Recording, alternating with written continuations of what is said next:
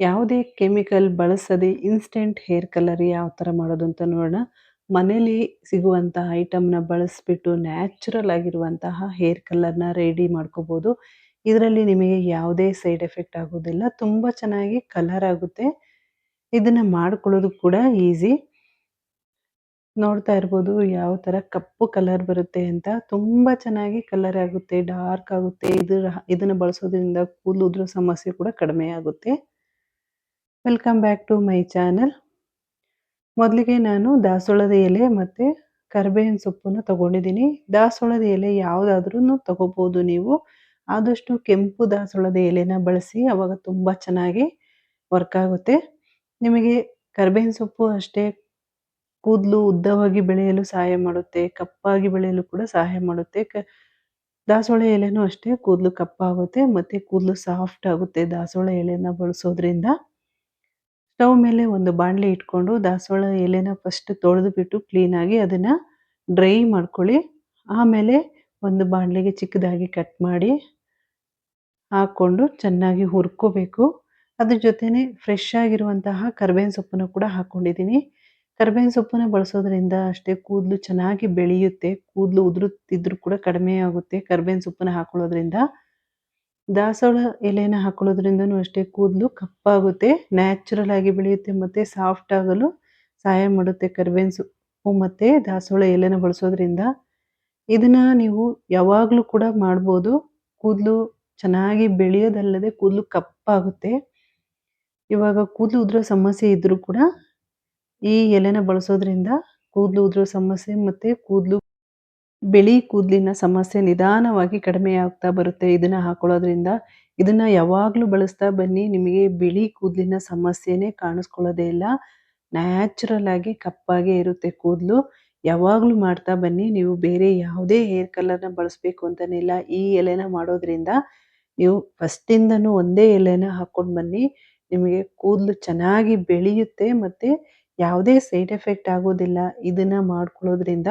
ಇದನ್ನು ಚೆನ್ನಾಗಿ ಹುರ್ಕೋಬೇಕು. ಮೀಡಿಯಮ್ ಉರಿಯಲ್ಲಿ ಇಟ್ಕೊಂಡು ಹುರ್ಕೊಳ್ತಾ ಇದ್ದೀನಿ. ಕಪ್ಪಗಾಗಬೇಕು 2 ಎಲೆ. ಬೇರೆ ಯಾವುದೇ ಏನು ಬಳಸಬೇಕು ಅಂತಲೇ ಇಲ್ಲ. ಈ 2 ಎಲೆನ ಚೆನ್ನಾಗಿ ಹುರ್ಕೊಳ್ತಾ ಇದ್ದೀನಿ. ನೋಡ್ತಾ ಇರ್ಬೋದು ಈ ಥರ ಕಪ್ಪಗಾಗಬೇಕು. ಮೀಡಿಯಮ್ ಉರಿಯಲ್ಲಿ ಇಟ್ಕೊಂಡು ಹುರ್ಕೋಬೇಕು. ನೋಡಿ ಇವಾಗ ಚೆನ್ನಾಗಿ ಹುರ್ಕೊಂಡಾಗಿದೆ. ಇದು ತಣ್ಣಗಾಗಬೇಕು. ಇದರಲ್ಲೇ ಸ್ವಲ್ಪ ಹೊತ್ತು ನಾನು ತಣ್ಣಗಾಗೋಕ್ಕೆ ಬಿಡ್ತಾ ಇದ್ದೀನಿ. ಬಾಣಲಿಯಲ್ಲೇ ಹಾಗೆ ಬಿಟ್ಬಿಡಬೇಕು. ಆವಾಗ ಚೆನ್ನಾಗಿ ಕಪ್ಪಾಗುತ್ತೆ. ನೋಡಿ ಈ ಥರ ಹುರ್ಕೋಬೇಕು. ನೋಡಿ ಕೈಯಲ್ಲಿ ಪುಡಿ ಮಾಡಿದಾಗ ಪುಡಿ ಆಗಬೇಕು, ಅಲ್ಲಿ ತನಕ ಹುರ್ಕೋಬೇಕು. ನೀವು ಇದನ್ನು ಕೈಯಲ್ಲೇ ಪುಡಿ ಮಾಡ್ಕೋಬೋದು. ಇಲ್ಲ ಅಂದರೆ ಒಂದು ಮಿಕ್ಸಿ ಜಾರಿಗೆ ಹಾಕ್ಕೊಂಡಾದ್ರೂ ಪುಡಿ ಮಾಡ್ಕೋಬೋದು. ಇಲ್ಲ ಕುಟಾಣಿಯಲ್ಲಾದರೂ ಕೂಡ ಕುಟ್ಟಿ ಪುಡಿ ಮಾಡ್ಕೋಬೋದು. ನಿಮಗೆ ಯಾವ ಥರ ಆಗುತ್ತೋ ಆ ಥರ ಮಾಡ್ಕೊಳ್ಳಿ ಪುಡಿನ. ನಾನು ಕೈಯಲ್ಲೇ ಇದನ್ನು ಕ್ಲೀನಾಗಿ ಪುಡಿ ಮಾಡ್ಕೊಳ್ತಾ ಇದ್ದೀನಿ. ಯಾವ ಥರ ಮಾಡೋದು ಅಂತ ತೋರಿಸ್ತೀನಿ. ಇವಾಗ ಅದೇ ಬಾಣಲಿಗೆ ನಾನು 1 ಗ್ಲಾಸ್ ನೀರನ್ನು ಹಾಕ್ಕೊಳ್ತಾ ಇದ್ದೀನಿ. ನಿಮಗೆ ಜಾಸ್ತಿ ಬೇಕು ಅಂದಾಗ ಜಾಸ್ತಿ ಪುಡಿನ ಮಾಡಿ ಕೂಡ ಇಟ್ಕೋಬೋದು. ಇವಾಗ 1 ಗ್ಲಾಸ್ ನೀರಿಗೆ ನಾನು ಟೀ ಪುಡಿನ ಹಾಕ್ಕೊಳ್ತಾ ಇದ್ದೀನಿ. 2 ಟೇಬಲ್ ಸ್ಪೂನ್ ಅಷ್ಟು ಟೀ ಪುಡಿನ ಹಾಕ್ಕೊಂಡಿದ್ದೀನಿ. ಅರ್ಧ ಟೇಬಲ್ ಸ್ಪೂನ್ ಅಷ್ಟು ಕಲ್ಲೊಂಜಿ ಸೀಡನ್ನ ಬಳಸ್ತಾ ಇದ್ದೀನಿ. ಕಲ್ಲೊಂಜಿ ಸೀಡನ್ನ ಬಳಸೋದ್ರಿಂದನೂ ಅಷ್ಟೇ ತುಂಬ ಚೆನ್ನಾಗಿ ಕೂದಲು ಕಪ್ಪಾಗುತ್ತೆ. ಈ ಸೀಡನ್ನ ಬಳಸೋದ್ರಿಂದ ನಿಮಗೆ ಕೂದಲು ಉದುರೋ ಸಮಸ್ಯೆ ಇದ್ರೂ ಕೂಡ ಕಡಿಮೆ ಆಗುತ್ತೆ ಕಲ್ಲೊಂಜಿ ಸೀಡನ್ನ ಬಳಸೋದ್ರಿಂದ. ಇವಾಗ ನಾನು ಫಸ್ಟೇ ಹುರಿದು ಇಟ್ಕೊಂಡಿದ್ದೀನಲ್ಲ ದಾಸವಾಳದ ಎಲೆ ಮತ್ತು ಕರಿಬೇವಿನ ಸೊಪ್ಪನ್ನು ಚೆನ್ನಾಗಿ ಪುಡಿ ಮಾಡ್ಕೊಳ್ತಾ ಇದ್ದೀನಿ. ಕೈಯಲ್ಲಿ ಪುಡಿ ಮಾಡ್ಕೋಬೋದು, ನೈಸಾಗಿ ಪುಡಿ ಮಾಡ್ಕೋಬೋದು. ನಿಮಗೆ ಕೈಯಲ್ಲಿ ಆಗಿಲ್ಲ ಅಂದರೆ ಮಿಕ್ಸಿ ಜಾರಿಗೆ ಹಾಕ್ಕೊಂಡು ಚೆನ್ನಾಗಿ ಪುಡಿ ಮಾಡ್ಕೊಳ್ಳಿ. ಇದು ತುಂಬ ಚೆನ್ನಾಗಿ ವರ್ಕ್ ಆಗುತ್ತೆ. ಆದರೆ ನಿಮಗೆ ತಕ್ಷಣ ರಿಸಲ್ಟ್ ಬಂದಿಲ್ಲ ಅಂದರೆ ಇದನ್ನು ವಾರದಲ್ಲಿ 2 ಸರಿ ಮಾಡ್ತಾ ಬನ್ನಿ. ನಿಮಗೆ 100% ಕೂದಲು ಬಿಳಿ ಆಗಲ್ಲ, ಕಪ್ಪಾಗೇ ಇರುತ್ತೆ. ಕಪ್ಪಾಗಿ ಉದ್ದವಾಗಿ ಬೆಳೆಯುತ್ತೆ ಈ ಥರ ಮಾಡಿ ಹಾಕೊಳ್ಳೋದ್ರಿಂದ. ಇದನ್ನು ಇವಾಗ ಚೆನ್ನಾಗಿ ಕುದಿಸ್ಕೊಂಡಿದ್ದೀನಿ. ಟೀ ಮತ್ತು ಕಲ್ಲೊಂಜಿ ಸೀಡನ್ನ ಹಾಕ್ಬಿಟ್ಟು ಚೆನ್ನಾಗಿ ಕುದಿಸ್ಕೋಬೇಕು. ಅದು ಕಲರು ಕಪ್ಪು ಬರುತ್ತೆ ಅಲ್ಲಿ ತನಕ ಕುದಿಸ್ಕೋಬೇಕು. ನೋಡಿ ಇವಾಗ 1 ಗ್ಲಾಸ್ ಇರುವ ನೀರು ಒಂದು ಅರ್ಧದಷ್ಟು ನೀರು ಕಡಿಮೆ ಆಗಿದೆ. ಅಲ್ಲಿ ತನಕ ಕುದಿಸ್ಕೋಬೇಕು. ಇವಾಗ ಏನು ನಾನು ಪುಡಿ ರೆಡಿ ಮಾಡಿ ಇಟ್ಕೊಂಡಿದ್ದೀನಲ್ಲ ಆ ಪುಡಿನ ಬಾಣಲಿಗೆ ಹಾಕ್ಕೊಳ್ತಾ ಇದ್ದೀನಿ. ನಿಮಗೆ ಎಷ್ಟು ಬೇಕೋ ಅಷ್ಟು ಹಾಕ್ಕೊಂಡು ಯೂಸ್ ಮಾಡ್ಕೋಬೋದು. ನೀವು ಪುಡಿ ಮಾಡಿ ಕೂಡ ಇಟ್ಕೋಬೋದು. ಯಾವಾಗ ಬೇಕು ಆವಾಗ ಯೂಸ್ ಮಾಡ್ಕೋಬೋದು. ತಕ್ಷಣ ನೀವು ಪುಡಿ ಮಾಡ್ಕೋಬೇಕು ಅಂತನಿಲ್ಲ. ಇವಾಗ ನಾನು ರೆಡಿ ಮಾಡಿ ಇಟ್ಕೊಂಡಿದ್ದೀನಲ್ಲ ಲಿಕ್ವಿಡ್ನ ಹಾಕ್ಕೊಳ್ತಾ ಇದ್ದೀನಿ. ಚೆನ್ನಾಗಿ ಮಿಕ್ಸ್ ಮಾಡ್ಕೋಬೇಕು. ಫಸ್ಟ್ ಸ್ವಲ್ಪ ಸ್ವಲ್ಪನೇ ಹಾಕ್ಕೊಳ್ಳಿ. ಒಂದೇ ಸರಿ ನೀವು ಜಾಸ್ತಿಯಾಗಿ ಹಾಕ್ಕೊಳ್ಳೋಕ್ಕೆ ಹೋಗಬೇಡಿ. ಇದನ್ನು ಕ್ಲೀನಾಗಿ ಮಿಕ್ಸ್ ಮಾಡ್ಕೋಬೇಕು.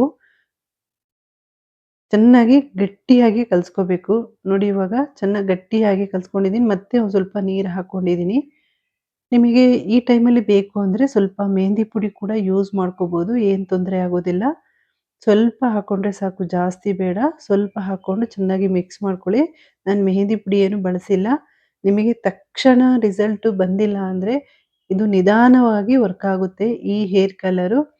ಮತ್ತೆ ಮಕ್ಕಳು ಕೂಡ ಯೂಸ್ ಮಾಡ್ಬೋದು ಇದನ್ನ. ತುಂಬಾ ಚೆನ್ನಾಗಿ ವರ್ಕ್ ಆಗುತ್ತೆ. ಇದನ್ನ ಹಾಕೊಂಡು 1 ಗಂಟೆ ಬಿಟ್ಟು ಶಾಂಪಲ್ಲಿ ವಾಶ್ ಮಾಡ್ಕೊಳ್ಳಿ. ಇವಾಗ ಅಪ್ಲೈ ಮಾಡ್ಕೊಳ್ತಾ ಇದ್ದೀನಿ ನಾನು.